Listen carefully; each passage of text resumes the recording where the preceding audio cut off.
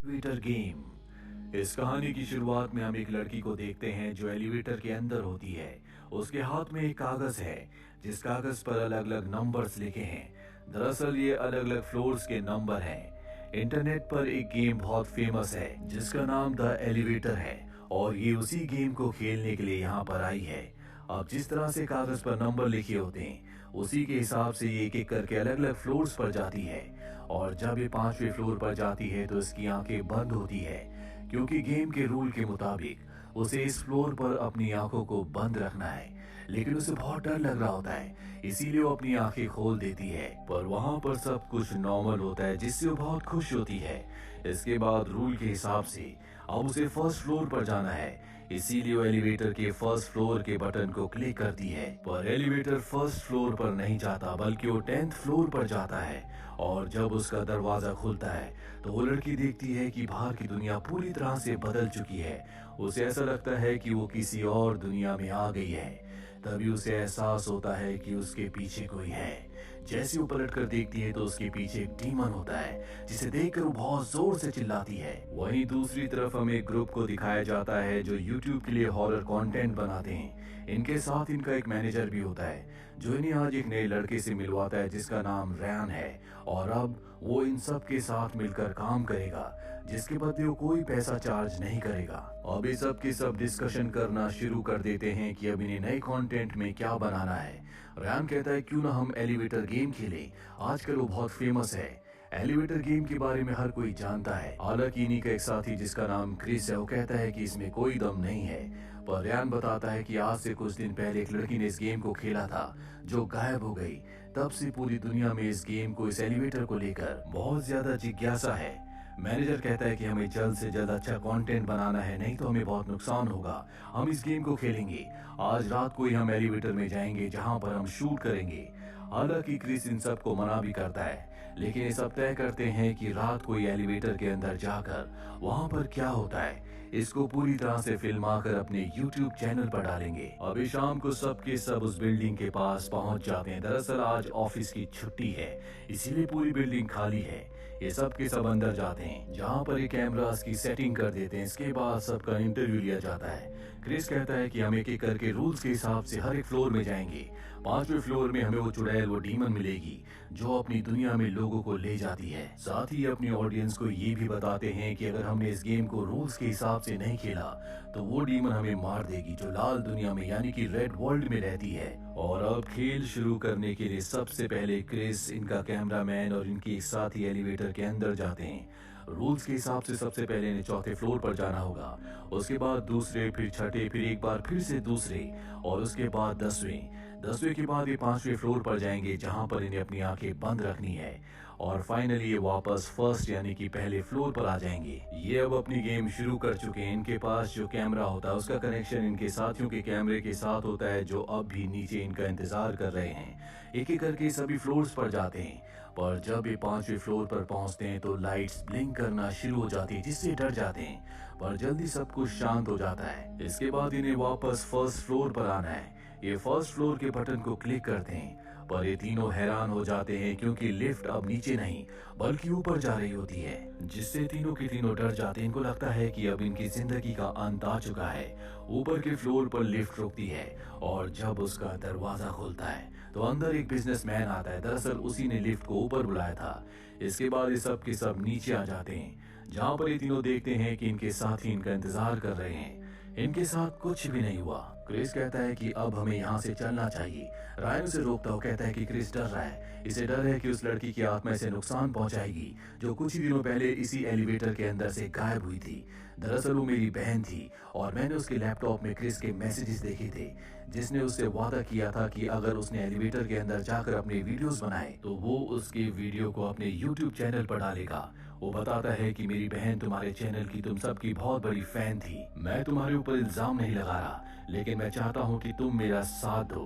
Chris उस पर हंसने लगता और कहता है कि तुम्हें क्या लगता है कि तुम्हारी बहन उस चुड़ैल की लाल दुनिया में गायब हो गई है ये आपस में बात कर ही रहे होते हैं कि तभी यहाँ पर गार्ड आ जाता है और इन सबको उस बिल्डिंग से बाहर निकाल देता है। दरअसल ये बिल्डिंग एक आम बिल्डिंग है, लेकिन इस बिल्डिंग में उस सीक्वेंस में लिफ्ट के बटन्स को क्लिक करने पर दूसरी दुनिया के दरवाजे खुल जाते हैं, जिसे चुड़ैल की लाल दुनिया कहा जाता है। और अब ये सब के सब अपने अपने रास्ते निकल जाते हैं। वो लड़की जो लिफ्ट के अंदर क्रिस के साथ गई थी, जिसका नाम क्लोई है, जब वो अपने घर में आती है तो उसे खास म्यूजिक सुनाई देता है। ये वही म्यूजिक होता है जो उसे एलिवेटर के अंदर भी सुनाई दिया था। पर इससे पहले कि वो कुछ समझ पाती, क्रिस का कॉल उसे आता है। नेटवर्क वीक होने की वजह से उसकी क्रिस से बात नहीं हो पाती। वहीं क्रिस को दिखाया जाता है जिसके आसपास लाल रोशनी फैल जाती है। तभी उसे एहसास होता है कि उसके पीछे कोई है। दरअसल ये लाल दुनिया वाली डीमन है जो एलिवेटर में रहती है।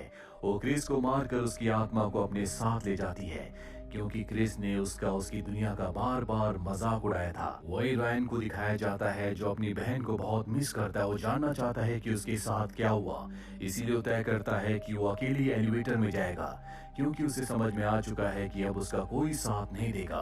वो एलिवेटर के अंदर जाता है और रूल्स के हिसाब से एक एक करके सभी फ्लोर्स में जाता है और फाइनली वो उस दुनिया में पहुंच जाता है जिसे लाल दुनिया कहा जाता है। हालांकि हमारी दुनिया की तरह है, लेकिन यहाँ पर सब कुछ लाल होता है। तभी रायन को एहसास होता है कि उसके आसपास कोई है। वो देखता है कि वो डीमन उसके पीछे है। वो उससे अपनी जान बचाकर उसकी दुनिया में छुप जाता है।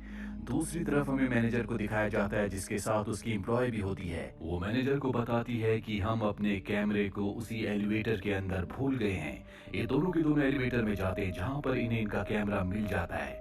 एम्प्लॉय लड़की मजाक में गेम खेलना शुरू कर देती है और जब ये आखिरी फ्लोर पर पहुंचते हैं तो लाल रोशनी चल जाती है, जिसके बाद वो डीमन आकर इन दोनों को मार देती है।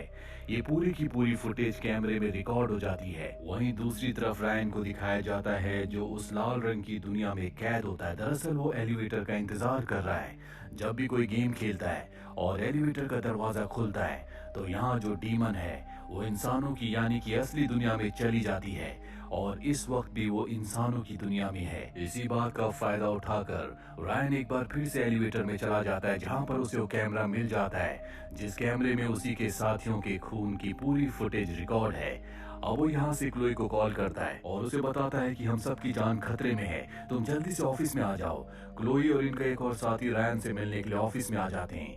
इनका जो दूसरा साथी होता है उसके पास नमक भी होता है जिससे उसने एक सर्कल बनाया होता है, क्योंकि उसका मानना होता है कि नमक के दायरे के अंदर कभी भी कोई शैतानी शक्ति नहीं आती। वो इन दोनों को बताता है कि जब हमने उस गेम को खेला तो हमने लाल दुनिया के दरवाजे को खोल दिया और जब तक हम उस दरवाजे को बंद नहीं करेंगे तब तक वो लाल रंग की दुनिया की डीमन हमारा पीछा करती रहेगी। क्लोई बताती है कि मैंने एलिवेटर गेम के बारे में इंटरनेट में बहुत ज्यादा पढ़ा है। दरअसल आज से बहुत वक्त पहले 6 दोस्तों ने अपने एक दोस्त को एलिवेटर के नीचे वाले बेसमेंट में कैद कर दिया था। बाद में वो उसे वहीं पर भूल गए। वो 6 दिनों तक भूखी प्यासी वहीं पर रही और अंत में एलिवेटर के नीचे आकर दब गई, जिससे उसकी मृत्यु हो गई। जिसके बाद वो लाल रंग की दुनिया की डीमन बन गई। लेकिन मुझे इस कहानी पर विश्वास नहीं है। अब यहाँ पर रायन कहता है कि हमें नीचे जाना होगा। लिफ्ट में जाने के बाद हमें उस दरवाजे को बंद करना होगा ताकि वो चुड़ैल यानी कि वो डीमन हमारा पीछा छोड़ दे। पर क्लोई मना कर देती है। वो कहती है कि सच नहीं है। तभी वो डीमन इनके पास आ जाती है और इनका जो साथी होता है उसे मार देती है। और अब क्लोई को विश्वास हो चुका है कि रायन ने जो कुछ कहा है वो सच है। ये दोनों के दोनों एक बार फिर से उसी बिल्डिंग में आ जाते हैं जहाँ पर वो एलिवेटर है और एलिवेटर के अंदर जाकर ये एक बार फिर से उस गेम को खेलना शुरू करते हैं। जल्दी ये लाल दुनिया में पहुंच जाते हैं जहाँ पर रायन को अपनी बहन की आत्मा दिखती है। वो उसकी तरफ आकर्षित हो रहा होता है। क्लोई से समझाती है कि ये भ्रम है, हमें वापस जाना होगा, वो डीमन हमें अपने जाल में फंसा रही है। इसके बाद क्लोई उसका हाथ खींचकर उसे एलिवेटर के अंदर ले आती है और अब इन्हें नीचे जाना है, यानी कि फर्स्ट फ्लोर पर। ये नंबर 1 दबाते हैं लेकिन एलिवेटर नीचे नहीं बल्कि ऊपर की तरफ जाता है। और अब जब एलिवेटर का दरवाजा खुलता है तो इन दोनों ने अपनी आंखें बंद कर रखी होती है, क्योंकि ये अपनी आंखें नहीं खोल सकते।